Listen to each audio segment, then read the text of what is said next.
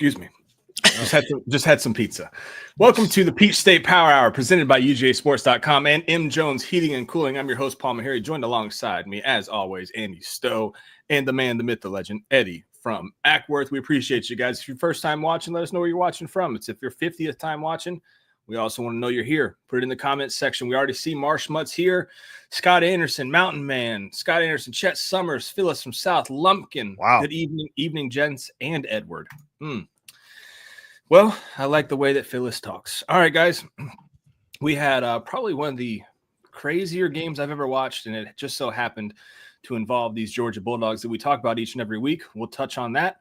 We've got the GHSA scoreboard. I don't like how you did that in the notes, Andy. I'm going to be honest. You tried to trip me up there. High score scoreboard. I think you meant to say high school. High school. Sorry, dude. Sorry, okay. man. All right. It's fine. As the guy that's reading it, I should have read it before. Yeah. And then we talk about the Falcons as well. But before we get into any of that tonight, Andy, your weekend, was it joyous? Georgia won the football game. I'm good to go. Yep. That's what I base my weekends off of. So Edward.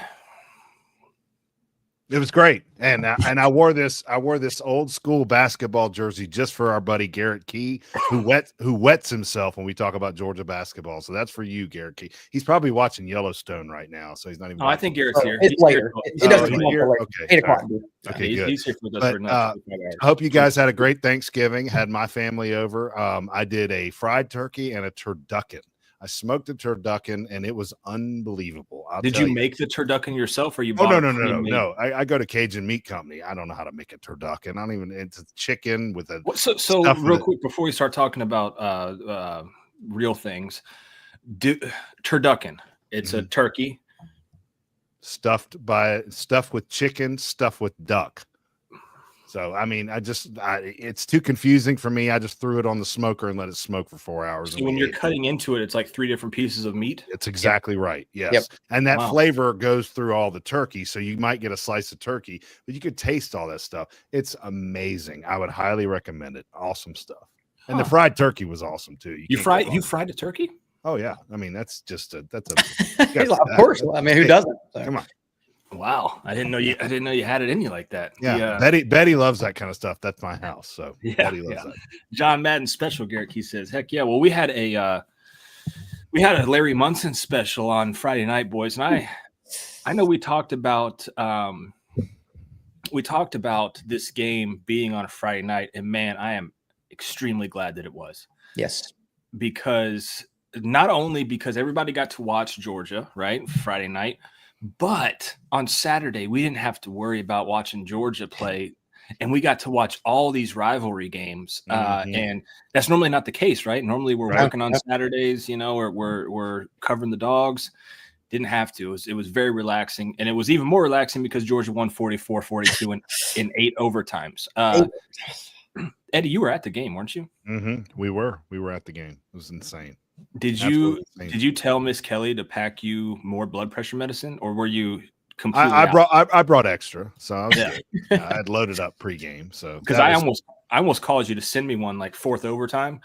Wife was asleep, kids were asleep. I'm the only one awake, and I'm like, dude, I actually reached a point because when we went down by 2 touchdowns with 5 minutes left, I kind of had resolved myself. This is a loss. I just kind of was relaxed during that. And every time it seemed like Georgia made a play, Tech made a play too. And I was just like, it just kept going. We're going to lose the game. We're going to lose the game. And to come out of that, I just rewatched it like 20 minutes ago. I rewatched the entire thing from that 5-minute when Haynes King plunged in to the end of the game. I still don't know how we won the football game. My hands still got sweaty, guys. I was like, are we going to win this game? That was the most ridiculous. You know what that was? I'll sum it up. This is kind of I don't know if it's a good comparison or not. Y'all make the judgment. This was our 4th and 31 from last year.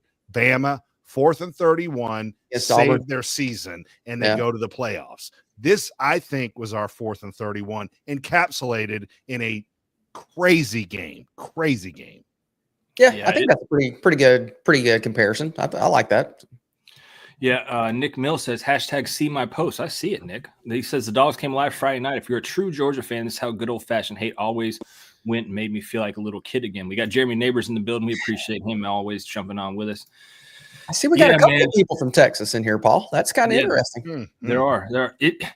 That game, we see Blessed Cod intervention said, I never lost faith. I think you're in the minority there, intervention. And here's why, guys. I mean, this game for what, 3.5 quarters? Yeah. I mean, it was terrible football. Like really bad football. For us, it was great football for Tech. Georgia wasn't tackling. I mean, it started on the first play, Andy. It did, yeah. You can't see him. There's a photo out there, and I don't know who took it. Shout out to them that they did. There's a photo. You cannot see Justice Hayes in that pile on that first play, and somehow he gets out and goes for 44 yards. And not just Hayes, Jamal Hayes. Yeah. But you don't see him, and you're thinking, all right, well, this is just the slow start that we're used to from these dogs, right? And something will change. Look, I get the slow starts. Georgia hasn't gone to halftime since 2018 or 2019 against Kentucky. Yeah, losing a game. Not having any points. Yeah. Mm-hmm. Yeah. And that's what, Paul, I asked you guys the other night, and I want to see what Eddie thinks. When you saw that first play, we had him bottled up. And it almost looked like the defenders just sort of like, okay, they're going to call it dead and sort of stop. And see, I think these penalties about, hitting after the bell and all this, I think they're starting to wear on these guys. So they're like, okay, how much can I touch these guys? And so they just sort of quit. And then the guy's still going because the play was never blown dead. Maybe I'm wrong, but I just think that has something to do with it. Now, the wrapping up and not wrapping up, that's a whole nother thing. But do you think that's something to do with it? I don't.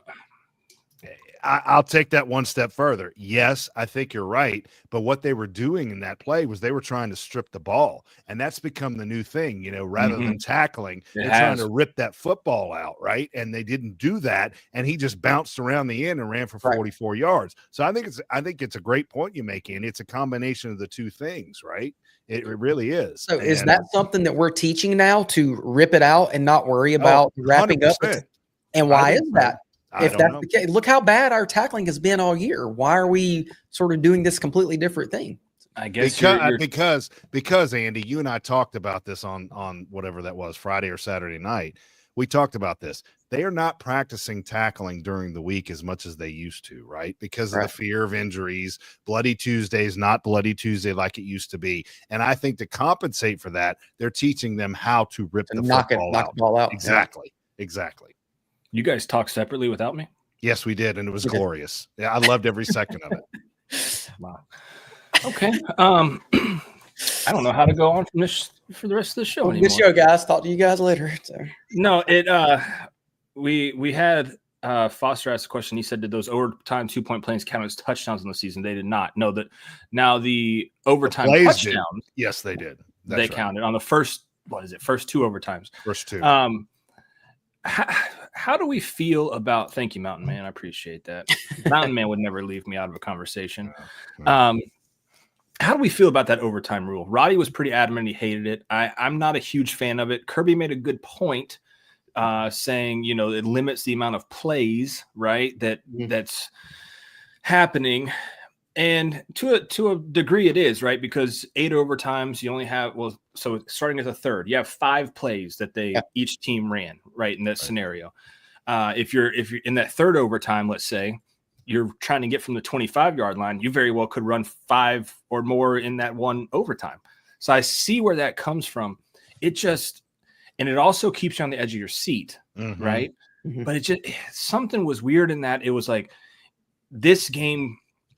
It was won off of a 2-point run by Frazier that had either one of these teams really thought about it. Like Haynes King and Buster Faulkner called an incredible game. Yes, once it got to the 2-point conversions, though, he took that run pass option away from King, and they were going to like a strictly pass, and it was like this. What are you doing? It completely throws everything out the window, and it almost makes it a game of chance to finish the game. And I don't know if I completely like that. That's where I'm at with it. It makes it really a game of chance. You have one guy miss one thing, go wrong, and you lose. Well, the NFL overtime rule is each team gets the ball, and then whoever scores after that is the winner.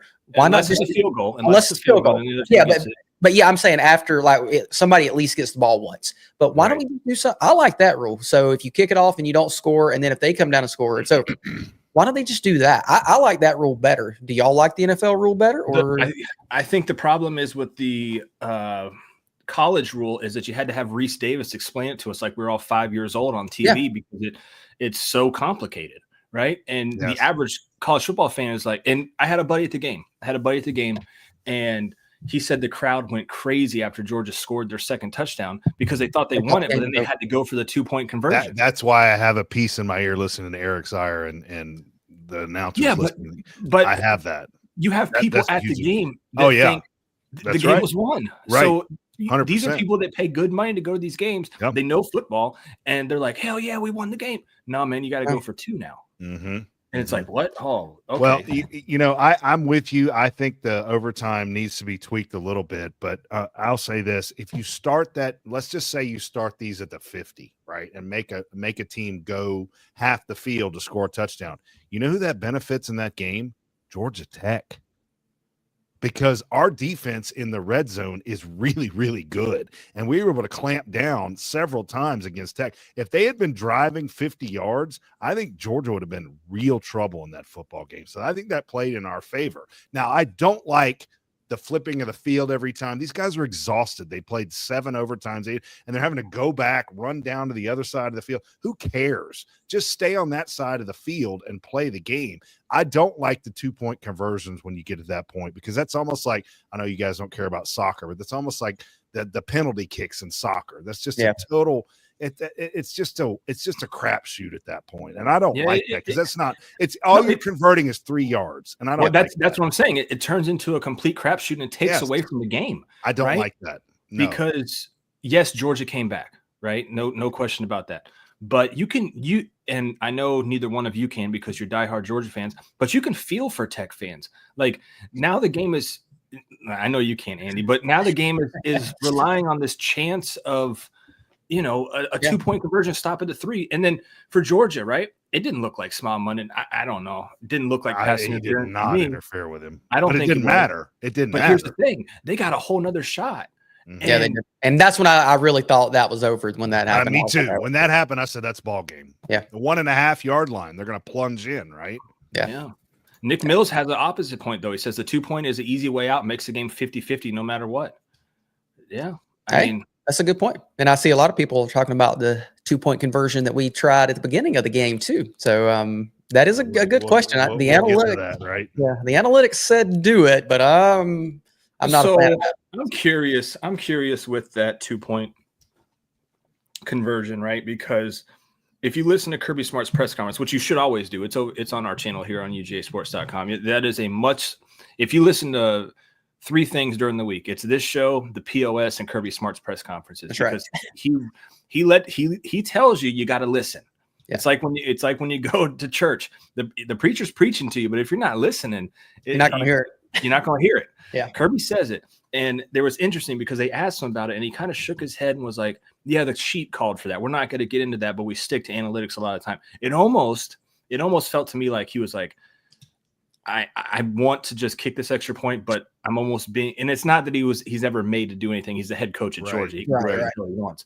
But it's almost like he's being told, hey, we got to go get these 2 points here.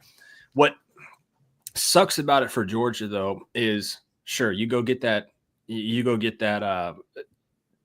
singular extra point there. You win the game before it goes the game. Mm-hmm. Exactly. Also, on the opposite side of that, it also could potentially, the team wouldn't go as hard. I don't know. Like, does that make sense? Like, yes, you want to win the game, but you only have to get this amount of points as opposed to this now. And it muddies the waters. We saw it with Texas and Texas A&M. Texas A&M should have gone for the points early. They tried to go for a 4th down. Yeah. And then we saw Texas A&M intercept that pass, take it back. It was 17-6 in the 3rd quarter, almost the exact same time that Georgia ran the 2-point conversion. And there wasn't any talk, guys, about Texas A&M trying to go for 2 in that situation. So that's how I know most folks are like, I just don't know if that's the right move. And Kirby doesn't typically chase points. You don't like Kirby is more about, okay, we drove down here. Yes, it may be 4th and 3 and we're on the 7-yard line, but let's go ahead and get the points. He typically tries to get points. That was just a weird call all around for Kirby. That doesn't seem like a typical Kirby move, but hey, I guess if the analytics or whatever, I know Lane Kiffin loves analytics and maybe that's the thing that these guys are going for now, but that was just a weird time to go for the 2. It just didn't seem like it bought us anything to me, but right. I think it put us behind the 8 ball. Dog 85 is asking this too. He says, is it true those 2-point overtime pass completions count as touchdowns on stats? No. Only the first 2 overtimes because they're legitimate 25-yard drives. They do count, but the other ones do not. I don't know if somebody's like spreading that around or whatever, but that's not the case. I'm just not a fan of going for 2 there. Get your points. No. Keep and here's the thing. I had this argument with some good buddies of mine. There's the analytics side of it, but then I see the momentum side of it. Exactly. I like Big Mo. Mm-hmm. She's a sweet girl. Oh, Big Mo. And what happened when you went for 2 and didn't get that extra point? You lost Big Mo. You lost it. You lost everything. Well, at that point in the game, there was 9:57 left in the 3rd quarter. Yeah. It was 17-6. It wasn't 18-6. That I can understand. It was an even score, right? 17-7 is exactly where you want to be. And when he trotted out that 2-point conversion, I'm like, what the hell are we doing? Now he converts it. It's brilliant. He looks brilliant, right? Yeah. But we didn't. And the chances of that are basically 50-50. I hated that call. And I also hated his explanation, Paul, in the post game, because he kind of shoved it aside like, oh, that's analytical. I'm not going to talk about that. But that's what the sheet said. Bull crap. You're Kirby smart. You control and know everything that's going on. And I'll throw one more thing in here. Kevin Butler this morning, y'all know Kevin Butler, the famous kicker from Georgia and Chicago. You're a good buddy. Said, whoever is the analytical guy that said Kirby go for 2 here, that guy needs to be canned and out of the building. Now he's obviously biased because he's a kicker, but that's exactly what he said. He said that was the dumbest play of the night, was to go for that 2 right there. Yeah, it didn't make much sense. They tried to make sense of it on the TV, saying the whole analytics route of it, but like you said, Eddie, it's too early. It's too early. But I guess this is what Kirby had to be thinking, I'm assuming, right? Is Georgia Tech scores another touchdown, then it's 24-8. That's what he was thinking. But even then, Andy, you still have to go for 2. You have to go for 2 every time. Yeah, I think he was thinking 3/8 equals 24. That's the only thing I can figure out. But if you miss that 1-2, then you're still, you got to go for 2 again. Yeah, and that's what it just doesn't seem like it bought you anything. But yeah, I do believe the analytics said 3/8 equals 24. But I don't know. To me, it wasn't a smart call. But hey, we still won the game. And you know what? I started thinking about this. We're sitting here complaining about getting a win in 8 overtimes against Georgia Tech. What would Clemson say about an 8 overtime win right now? What would Ohio State say about an 8 overtime win right now? Miami. What would Miami say about it? So that's the thing. I'm all upset about it. And you know what? We still got the win. I know it's not as pretty as we had hoped, but hey, we did get the win and we still living to see another day. Speaking of seeing another day, a lot of teams this weekend went down. Rivalry weekend was wild, and also the fighting.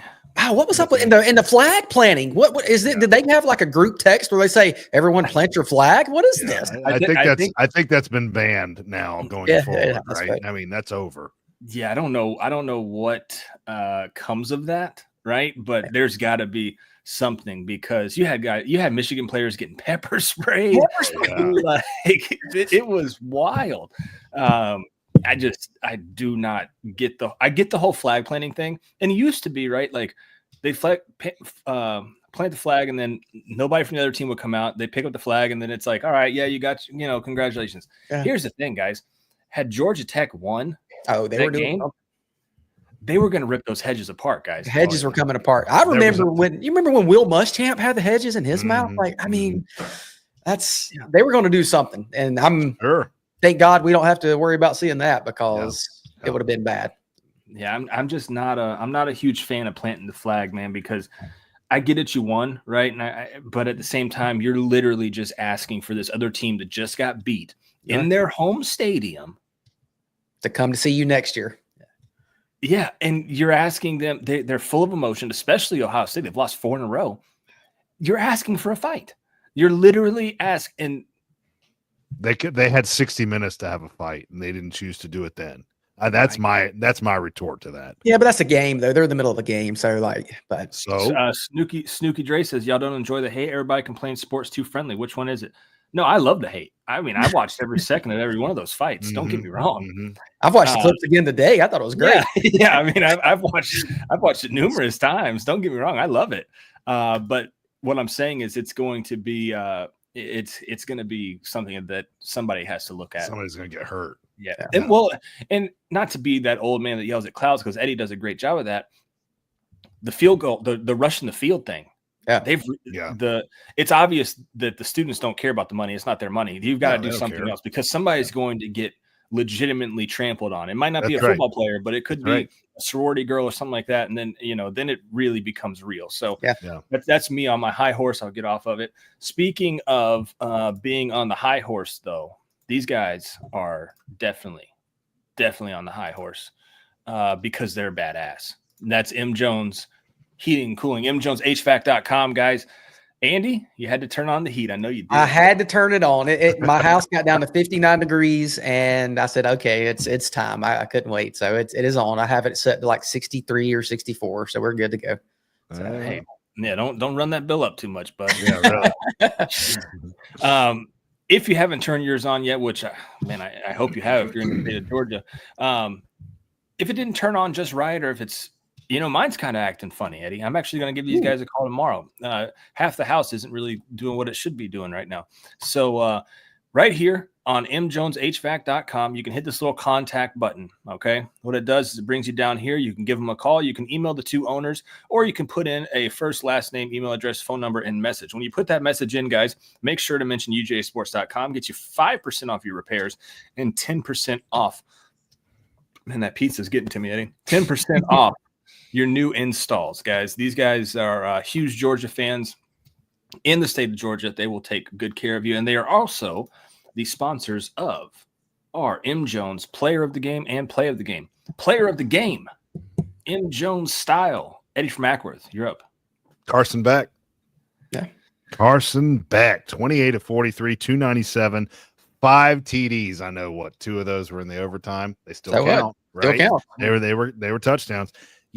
Guys, the thing I love about this is that Carson Beck has 11 TDs and 0 picks in the last 3 games. And we were all crapping all over him 3 games ago. Well, I certainly was. I know you guys were too. I'm not saying to bench him, but he was really struggling. He's completely turned it around, and he's my player of the game. He played in that. Go watch him in those 2 drives to get us those 14 points to tie the game. Massive. He played like money. He was awesome. That throw he made to Dom Lovett. Oh, it's great. That was the tying. Was that the tying? That was the tying one. Yeah, that was down the left-hand corner. And they showed the 4 guys there, and he just drilled it right into a spot that only Dom could catch it. The guy's money when he has time. He's Eddie. Do you know who has the most touchdown passes in the Southeastern Conference? I don't know who has the most. He's literally teeing this up for you, Eddie. That would be Carson Beck. 28. He has 28 on the year now. Yeah, he's leading it. He's first in the SEC now, right? That's right. So that's a great pick. Paul, my M. Jones player of the game is Smile Munden. He had 13 total tackles. He had 5 solo. He had a sack, and he had a tackle for a loss, which is the sack.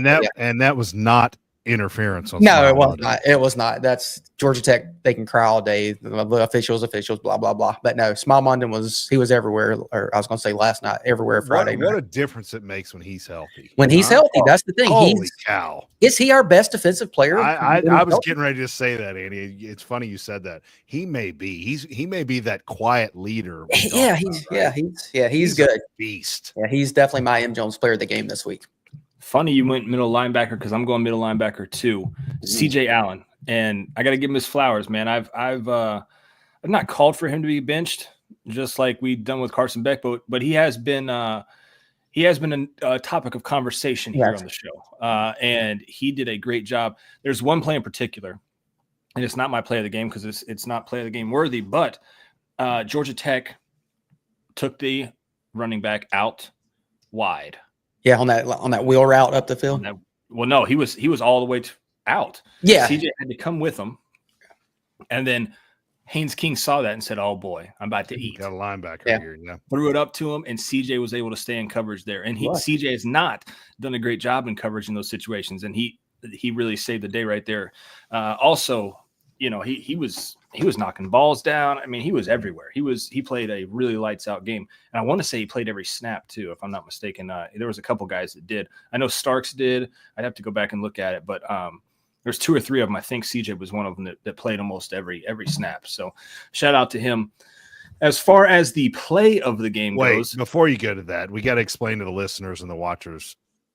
I mean, the obvious player of the game is Dan Jackson. Yeah, right. We try not to use glossed over that, and we'll get to that in the play of the game. But he's probably the player of the game. We tried to go a little bit deeper than that, but my goodness, you can't ignore this game without Dan Jackson. Yeah, so we went a little bit deeper than Coach says. Warren Brinson, CJ Allen, Dan Jackson. Yeah. We try to go just a little bit deeper and leave, I guess you could say, a consensus. We should probably just start doing that, guy. Just a consensus player of the game. Yeah. Because we try to go a little deeper, and sometimes folks get mad because they're like, "Hey, you forgot." No, we didn't forget. We just maybe forgot to mention it. Right. Thank you, Eddie, for bringing that up. But Dan Jackson, for sure, the consensus M. Jones player of the game. And he comes into the play of the game here we're talking about, right? Yeah, the play of the game, I'll take that one. Low-hanging fruit, that sack. Just smart, for one, right? Because you leave Haynes. That's kind of the problem with Georgia. You leave Haynes King back there. Because wait. Can I stop you, Paul? You're talking about Dan Jackson as a play of the game. You're talking about the sack in the overtimes. You're not talking about the fumble recovery. We're just kind of glossing over that because that was the play of the game, right? Yeah, I like the sack in the overtime, but we'll take either one, right? Okay. The reason I say it was such a big play in overtime and why I'm going with it as opposed to the one that happened in the game was because Georgia you could feel it. You could feel it. Had Georgia dropped back, they weren't getting any type of pressure up front. No, they weren't. Right. Nope. Right.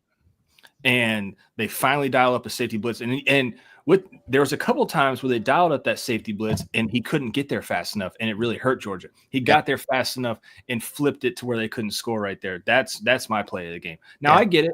He has also the fumble. Which if we're doing a consensus player of the game, that's probably the consensus play of the game. I went a little bit deeper though with that sack in overtime. So that's, and I think that shorter field kind of helped us with that as well. So he couldn't because we were, like you were saying, he couldn't get there as quick. There was 2 or 3 times during the game where they rushed him like that, very similar, and he just couldn't get there because it was too quick. What's awesome about that play is I rewatched it, like I said a little while ago, and he timed that perfectly. He Paul. He took off right when the ball was snapped, and he was already in the backfield. I mean, Dan Jackson cannot get enough credit for being a walk-on player where he is now. I mean, he's unbelievable. He in my opinion, deserves a statue. That's how good that guy is now. You know what's crazy is there was a picture floating around, and it just feels like you don't think he's been there that long. There's a picture of him and Stetson with the national champ. I mean, he was a player. Well, think about the play, the Keely Ringo play. Who blew up and had caused the massive block for Keely to go in. Now he got blown up. It was him. Dude was a player on your first national championship team, your second national championship team, and now he's got a chance to do it a third time before he leaves out. And as a walk-on is I don't think people really understand that, like how crazy that is. He showed up, wanted to play football for Georgia, and beat out numerous 4 and 5 stars. Yeah. And has been doing it on a consistent basis. And it's not because he's it's not because there's not good players back there. There's tons of good. Kirby recruits safeties. Yeah. He every year they probably, what they do. This is probably the same thing they do with Stetson. Like, oh, we had Stetson. Let's see what these other guys can do. And then Dan Jackson start throwing the ball around. You got to go back to this guy. They look at Stetson over on the sideline, smoking a black and mild. Like, all right, you guys ready for me yet? Well, and you look at Jermaine King. Probably the same thing Dan Jackson does, dude. He's probably just standing like, all right, guys, we got this new crop of freshmen, and let's see what they can do. Jermaine King mentioned Cash Jones. Same thing. Yeah. Dan standing on the sidelines, like, all right. Yep. Yeah, there's your. Yeah, he's like, you guys need me now. Okay, yeah, I'm here. Yep. All right, let's do it. He even changed his number from 47 to 17 to look more like a DB. So yeah, Shout out to him. Shout out to Cash Jones. I mean, all those guys. Oh, Jermaine says Stetson, Dirty Dan, and Cash Jones. Has any team had a greater collection of walk-ons in the modern college football era? I don't think so. I don't think so. No. Man, you'd be hard pressed to tell me another team that's had 3 walk-ons that even played. And that's a great call with Cash Jones. I mean, we forget about the things that he does, but he picked up a 3rd down in one of those 2-point. No, it was in the overtime. I don't remember. They all blend together, right? But he picked up a massive 3rd down. I mean, Cash Jones was, forgive the pun, he was money. And then also Foster Moss says, did y'all see the video of Cash slapping Dom on the top of the helmet? Boom. Yeah, he gets that for the rest of his life too. That's so cool. If I was Cash Jones, 1000%, I'm getting a still image of right when I slap him on the head and firework go off. I'm getting that in my office. That was cool. That was really cool. Who you got, Andy? My play of the game. I took the midway through the 3rd quarter. UGA was down 27-13, and so Georgia Tech had just scored. They had all the momentum, and that's when I was like, "Oh crap!" And Beck hit Roderick Robinson for that 21-yard reception, and then Georgia scored 5 plays later. I just felt like that big play with Robinson gave us a little momentum, and we went and scored, and we just seemed to take over from there. So, was that a 3rd down play, Andy, or was it a 2nd down play? You don't look it up. No, I think it was a 1st or 2nd down. I don't think it was a 3rd down. Well, but it was a 21. Like I said, I just rewatched it, and he floated that ball right over perfectly to run. And that's a great call because that was a massive play. Huge, down the field. Absolutely love that. And how nice was to see Zero back on the field. It was just so nice to see. Now, I don't know if I would have liked to see him so many times in overtime. No, not me. I wanted instead of Frazier or Cash Jones. But it was great to see him back out there, and you hope he can get going because you need that power back. Yeah, Frazier and Cash Jones can get you through a lot of it, but you need that Roderick Robinson, Branson Robinson, somebody like that, and good to see Zero back. I thought Zero was my pick for way early. I think even summer before he got hurt. My pick for this guy here. Dude, when I went to that practice, he looked good, and then he got hurt or whatever. So that's what sucks. But he looked like he was about to explode. What's nice about this is he got his feet wet a little bit. Now he's ready. This was kind of the feeling out game. Yeah, knock the rust off a little bit. Yeah, he's ready to go now. I think for Texas, right? Because he did look a little tentative on trying to burst the hole. Yeah, so maybe he's just like not trusting the leg or whatever. But maybe he's good now. Yeah. Yep. Who you got, Eddie, for your M. Jones play of the game? I had the 2-point conversion, but I'm going to change it because I just rewatched the game. I'm going to go with C.J. Allen, absolutely smashing Haynes King on that. If y'all remember, that was the play where Smile Munden got the interference call and brought them to within 1.5 yards. Yep. The next play, I thought, here the game's over. They're going to win right here. And C.J. Allen read Haynes King and absolutely mauled him right there and drove him backwards and stuffed him. So I'm going with that play right there. That was a massive play in that game. What's the play we remember most from this game? Because we're doing best play of the game, the most memorable play of the game. What is it? Mine's Dan Jackson causing the fumble. Yeah, that's mine too. Yeah, me too. Yeah, it's got to be, right? I mean that because even if you don't cause that fumble, Tech's going to continue. They've done it all night. They've just marched down the field. He converted right before that. If you remember that, it was a scroll. It was a rollout, and he just completed that pass right there. Every time Haynes King had pressure in his face or whatever, he converted or made a great play or ran the ball or whatever. We could not stop that guy. And I'm going to say it right now. I would kill to have Haynes King on our football team. This is not a knock against Carson Beck or anybody on the team. That guy is a freaking warrior. I mean, you had Jamal Haynes tapping out. Y'all remember that? Because he was tired, hurt. Haynes King did none of that. He played that game to the very end. That guy is a beast. I love the way that guy plays football. Yeah, he left it all out there for his team. He did. He left it all out there for his team. That's for sure. And I don't want to have to face him next year. Please go away. Please go to the pros. I think he'll probably be back around. He'll be back next year. Depends. I guess it depends on if he stays with Georgia Tech or Buster gets a job. He'll be somewhere. Yeah, he'll be in college football for a long time next year. New AP Top 25 comes out, guys. Not that I guess it. This is the weird the weird part to me. We have the AP come out on Sunday. I love it, right? It kind of gives you an idea of what the AP is thinking. Not that the AP is tied in any form to the playoff committee, because that completely changes the numbers. So then you have the playoff committee rank the teams.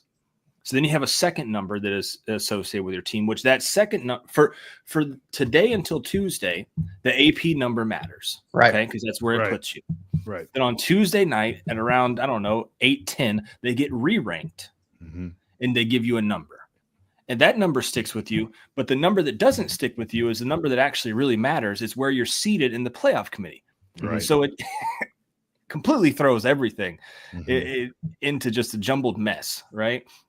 But Georgia has moved up to 5th in the AP poll. They are the highest seeded 2-loss team. Is that correct, Andy? That's correct. Yeah. Ohio State drops to, what was it, 7? Ohio State is now 7th in the AP poll. Yeah. Crazy. They didn't drop that far. Georgia dropped a little further than that when they lost. I don't know. Well, we lost to Ole Miss. A ranked team on the road. Was Michigan ranked? No, they weren't. And where was that game at? Oh, that was in the booth. Was it that game was in Ohio, wasn't it? It was. Yeah, how about that? So what do you make of that? That's kind of weird how that seems to happen. Love some Ohio State. Big Ten bias, maybe. I don't know. When this playoff comes out on Tuesday, where do you see Georgia? I think we'll be about the same spot. I think so too. Yeah, because you're not going to jump Oregon, you're not going to jump Texas, because Texas is 11-1. Penn State, I don't know. I mean, we all know the deal with that, but it's again 11-1. And when you say same spot, because are you saying 5th? 5th, yeah, I think they'll be 5th. Okay, because I was going to say last week they were 8th. No, I mean, I think they'll be the same as the AP. Yeah, I think they'll be 5th. I don't see, they're not going to jump Notre Dame or Penn State, and then obviously you got Tennessee and Ohio State just lost, so Tennessee you can't jump them because we beat Tennessee, and then you're not going to push the other guy. So yeah, I think Georgia will be 5th in the playoff. Yeah. So with that being said, this rematch against Texas is pretty big because you're going to get that bye, right? And you're going to get – now, I said this and thought this was kind of funny. I reject this statement now that this has all happened. I was saying maybe the SEC doesn't get one of the top 4 seeds. They definitely will. So I take back that stupidness that I said on the POS. Anyways, UGA will rematch Texas for the SEC title. Remember, Georgia beat them 30-15 on October 19th in Austin. Biggest concerns, and this is my biggest concern, is can you beat the same team twice in 1 year? Now, we all watched because, thankfully, Georgia and Georgia Tech played on Friday night. We all got to watch this game. We did. Every Georgia fan's eye was on this game. You were watching your 2 opponents that you had a chance, that you're going to have a chance to play. What do you feel after watching Texas A&M? Eddie, where are you at? I wasn't impressed with that second half. Now, and you know what? Let's take a look at it. I don't know how closely y'all watched the game. There were 2 calls in that game that gave Texas touchdowns: the Arch Manning play, and then that crazy catch in the back of the end zone, that one-handed catch. Those calls are reversed, are, in my opinion, called correctly, because I didn't think they were touchdowns. Texas doesn't have 14 points. Well, I didn't think Arch was a touchdown. No, Arch got in. Arch was a touchdown. I don't know. Okay, I'll give you that one. The other one, I don't think was a touchdown. Okay, that's 10 points. Whatever. Texas was completely shut down in the second half by A&M. They didn't score a point. They did nothing. Okay, now does that even really matter for next week after what I've watched with the Georgia Bulldogs? I was going to say absolutely nothing. Okay. But I mean, it's not like we're facing Ohio State a few years ago to CJ Stroud. I'll put it that way. Okay. That's not some juggernaut coming in here. I understand what you're saying, Paul. It's tough to beat a team twice. Texas has got the revenge factor, all that stuff. We're playing in the Mercedes-Benz Super, or whatever it's called, Mercedes-Benz Dome. Okay. Georgia's comfortable here. Kirby wants this more than anything in the world. I'm comfortable with where we're at, and it's fine. And I love the position we're in, right? Because now I'm hearing some things, y'all can blast me if you want, that there's a chance Georgia plays this game close and loses. We could still get a home game out of this. with the craziness we've seen. So I haven't been on board with that, right? After the way that this weekend shook out the past, I think they have to, because here's the thing. You cannot, and this is what's going to drive Georgia fans up a wall.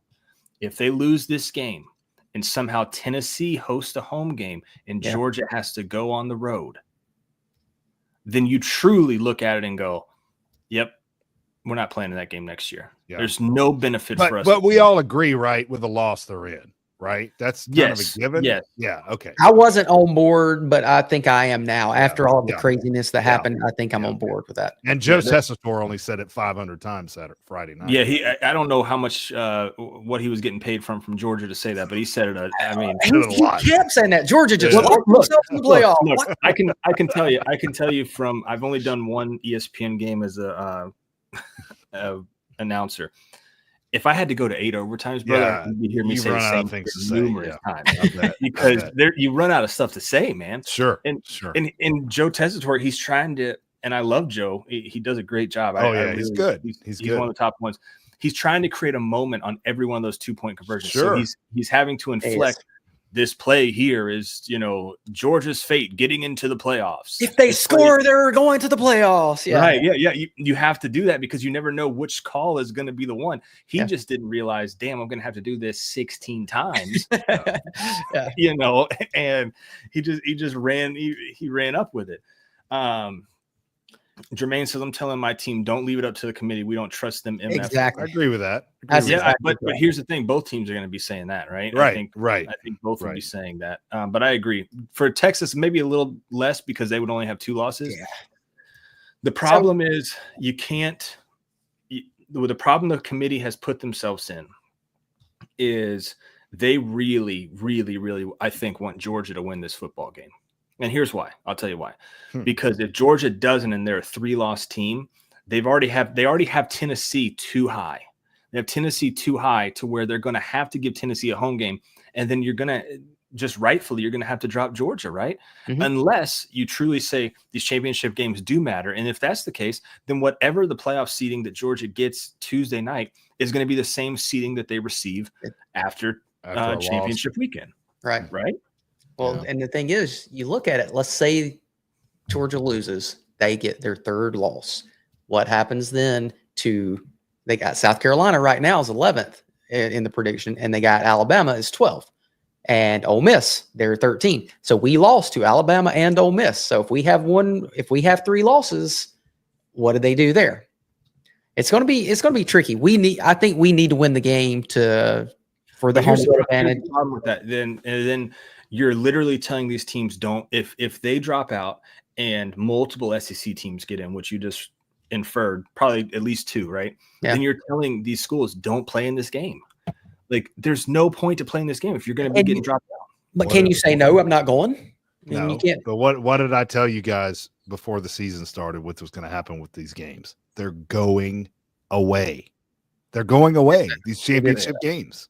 Because they're a penalty to the loser. They are a penalty, and it shouldn't be that way. It's not fair. Why do we get punished for playing a game? Tennessee gets at home and smokes cigars and enjoy their in the playoffs, and we're busting our ass in a game that really is kind of meaningless. I mean, I understand the implications. I get first round, you get a bye, I get all that. And by the way, Georgia needs to win this game, if anything, to get some damn rest. They are beat up. That's why they need to win this football game. And if you look at it from the other side, sure, if you have that home game, right? So here's the difference. Here's the difference here. Your neutral site for that game instead of getting a home game for that game. And that home game is what, 3 weekends from now? Mm-hmm. December 20th, right? That's right. Yes. Yeah. So you get more rest and you get a home game, or you go to the SEC where it's a neutral site and you have to play the week after your season, where you just played the toughest schedule Georgia's probably ever played in their life. Right. Yep. Right. I think if I'm Tennessee, I'm looking at it like, dude, perfect position. Dude, I'm loving this. Mm-hmm. I get to rest my guys, and then I get to have a home game, and I don't have to worry about banging my guys up in the SEC championship game. Yep. So there's a lot to gripe there. And here's the thing. If Georgia loses that game, there's going to be a whole heck of a lot. It is. On the flip side of that, How does Georgia win this game, guys? I think we're just going to have to control the line of scrimmage. I think it's always going to be that line of scrimmage. Keep Carson back upright, and I think we'll be fine. I want to get some run game. We've got to be able to run the ball better because we didn't run the ball very good at all versus Georgia Tech. What was the 80 yards or something? Is that right? It was rushing yards, 108 yards total. It wasn't good, yeah. Yeah, it was terrible. We've got to, and one of that was just that end around from Arian Smith, the 30-yard run. We've got to be able to run the ball better. And if we can run the ball and keep Carson back upright, I think we'll have a good day. Tech ran the ball really well against Georgia, and then Texas ran the ball really well against Texas A&M. We've got to be able to stop their run, and we've got to run it. I know it sounds like the Kirby Smart talk. That's what he always says, but it's true. If we can stop the run and run the ball, we'll have a good night. So, yeah. Well, I think it comes down to Quinn Ewers and our defensive line against him, what they did in the first game against him. To me, Quinn Ewers is not very scary. He's not this unbelievable. He's not a CJ Stroud. I keep going back to that. He's just not that type of a quarterback. And I'm sorry, putting Arch Manning in there, whatever. They know if he comes in the game, he's going to run the ball, probably, maybe a quick pass. That's not scary, okay, to me. I consider Haynes King more scary than Arch Manning, if you want to know the truth.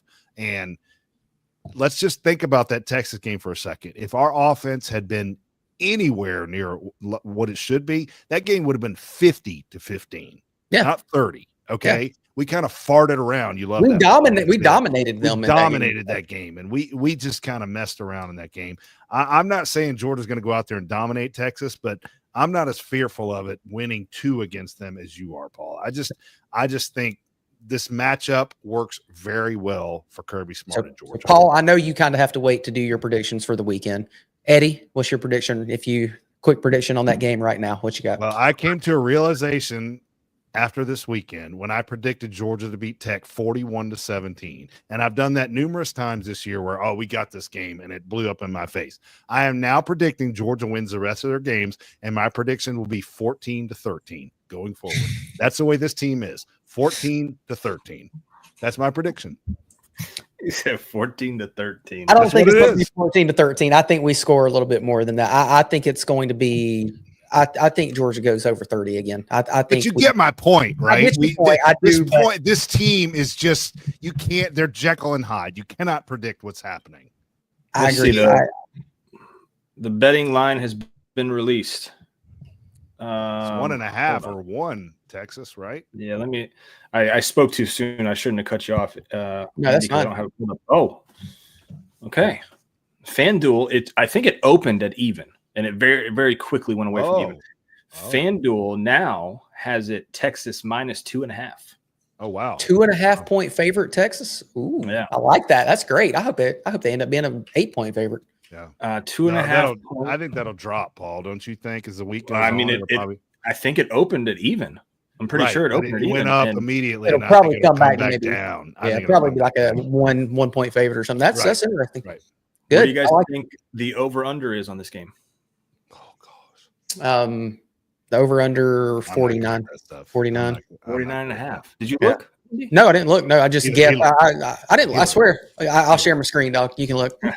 So. No, please don't. We don't want to know what's on that right now.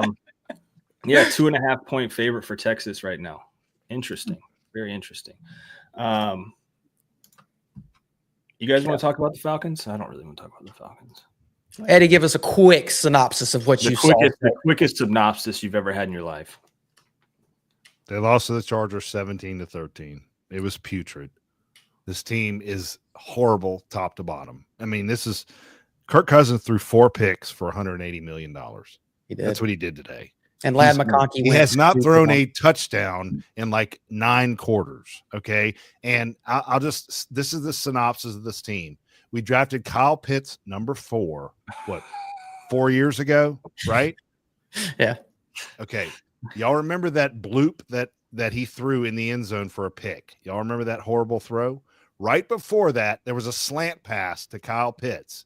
And you know what he did? He got hit. And he just kind of stopped and gave up on the route. I can do that. Paul can do that. This is the number 4 pick. That guy does not want to be playing football. He should be out of the damn league, and we drafted him at 4.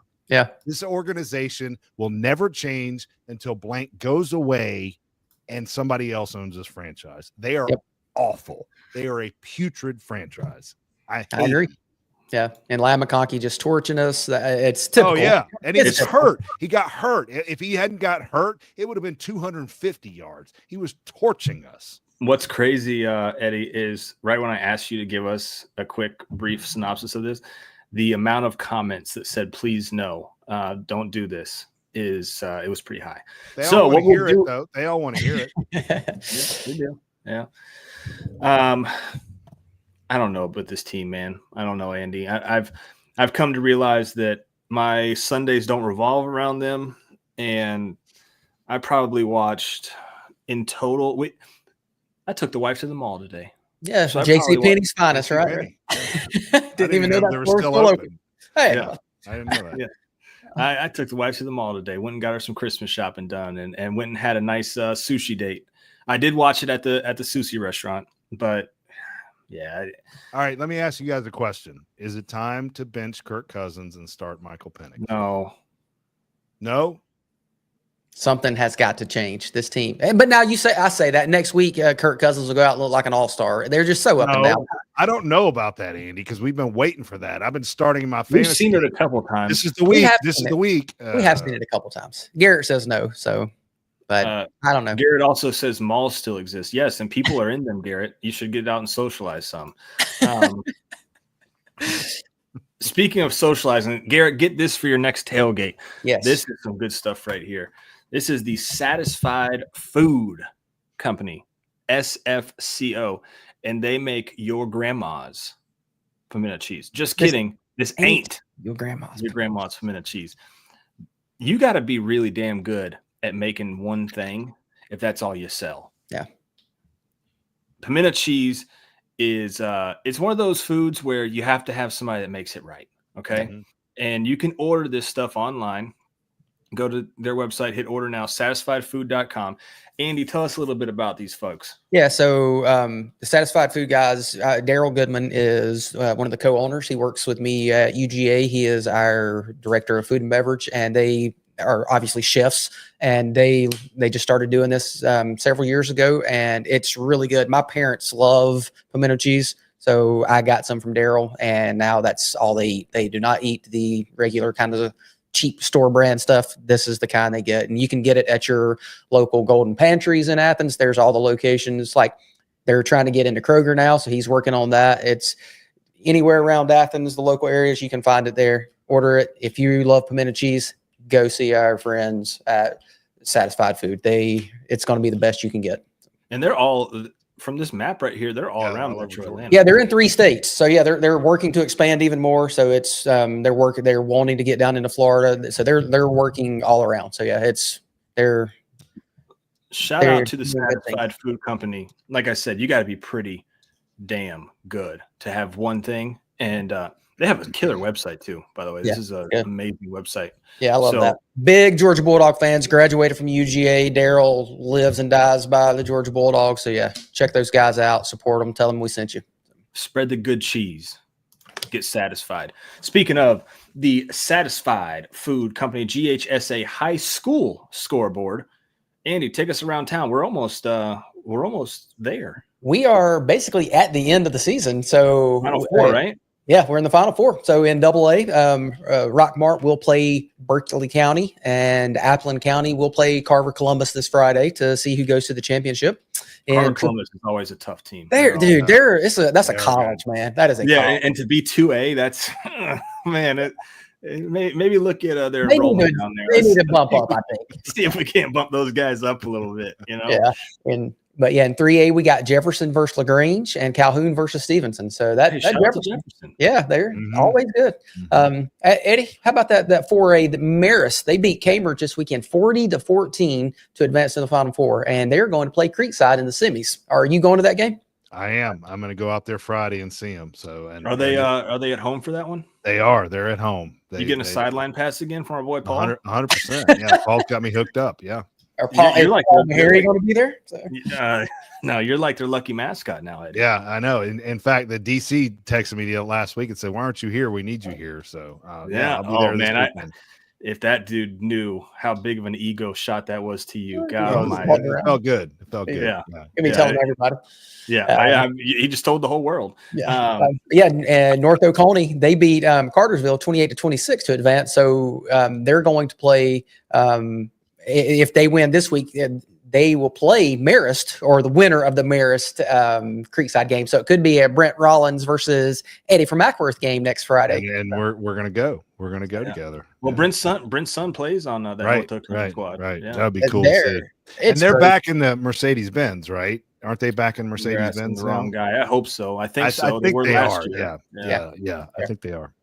And so we got 5A. Coffee is playing Hughes, and Milton is playing Lee County. And in 6A, Grayson is playing Douglas County, and Carrollton is going to play Beaufort. That's going to be a football game. Juju versus Beaufort. That's going to be something. That's going to be stupid, dude. That may be the best game of the week versus college and everything. So also, I'm telling you right now, Milton. I did not know this. Milton is ranked 2nd nationally. Yes. Oh yeah, they're loaded. Yeah. It's crazy. 2nd nationally. First, obviously, in the state of Georgia. 2nd nationally for Milton. I mean, really good teams still left here. So we'll see how this all kind of plays out. But hopefully your boys can do it, Eddie. I'm sure that they'd like to play North Oconee or Blessed Trinity. Yeah. It'd be a good little game there. Final thoughts on the week, guys. We got just a couple minutes before we wrap this thing up. Georgia 44, Georgia Tech 42. Hey, Georgia basketball won a big one. They did. They're looking good. Big game Tuesday against Notre Dame. If you don't have anything to do like Andy Stowe, go see that game. I'll just walk right over. So. Yeah. Andy, go check it out, man. You might find love there in a hopeless place. Maybe I will. We'll see. Maybe I'll find. You're over there putting that mustard on a dog, and this girl walks up. Hey, can I have a hot dog as well? I like mustard on my dog. Take my hot dog. Yeah. There you go. No, you should go check that out for us in person. See what it's like. Yeah. And report back on the show next week. Yeah, sounds good. We'll see. We'll see how it goes. So. But no, I'd say, hey, at least the dogs won the football game. It was crazy, and let me give a little shout out to a couple of buddies, LBP and HJP. They know who they are, so roll dogs. I feel like that was kind of unnecessary. I'm just saying, just give a little shout out to them. So they're big dogs. They're dog fans. Maybe got a little Alabama blood in them. So I was just giving her a little roll dogs. So. Garrett Key says ketchup always over mustard, as Dantzler says. Hell with Tech. That is exactly the way I do it. Garrett. I use both. He's saying. I thought he meant you put the mustard in first and the ketchup on top of it. That's the way I do it. Garrett's not that smart. That's not what he's saying. He's taking. I think he is. The other. No, I think he is. He's dumb as a box of rocks. We know. Are you putting real quick? You get that concession hot dog. Get that glizzy dog. Yeah. Well, come on. There's no reason for that. Ketchup, yes. Mustard, yes. Yeah. And the packets of relish. There you go. No, that's the topper. Yep. Okay, there. I've seen it. Not me. I haven't done it. Mayo. I don't like the mayo on the hot dog. My parents ketchup, I don't. Relish. That's good for me. See, I think really you like the mayo. I'm a mustard, and then maybe throw a little relish on there if I'm feeling spicy. No ketchup? Not most of the time. No, really. The ketchup to me, it really overtakes the dog. If we're being honest. Okay. Well, and you just put the mustard on there, and then that's how I feel about the mayo. I think it overtakes. Oh yeah, I think throwing mayo on it is kind of crazy. Snooky Dre says, "Who the f puts mayo on a hot dog?" All right, it's been real, fellas. It's getting weird here. It is getting weird. A lot of people actually do. So. Yeah. There are. That's why they have those things. Yeah. Man. I like mayo on a burger, though. I do. Jermaine like that. says it gets a little greasy with too much mayo. It can. That's a good. And here's the best part. Scott Anderson says a little chili. Oh yeah. Oh, that's just the bomb.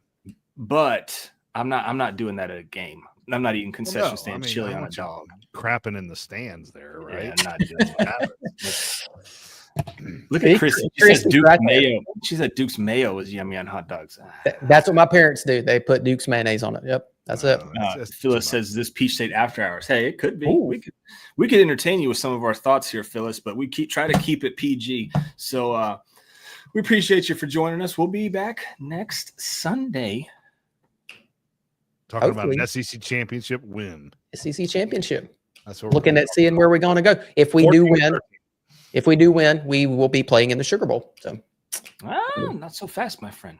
Yeah. Yes. That's slotted. Yes. Not so fast, my friend. SEC championship. Where would it be, Paul? Wait a minute. Now, hold on. What are you? All right, guys. We'll see you next Sunday, 7:30, the Peach State Power Hour. Andy Stowe, Eddie from Acworth. I'm Paul Maharry. We'll talk to you then. See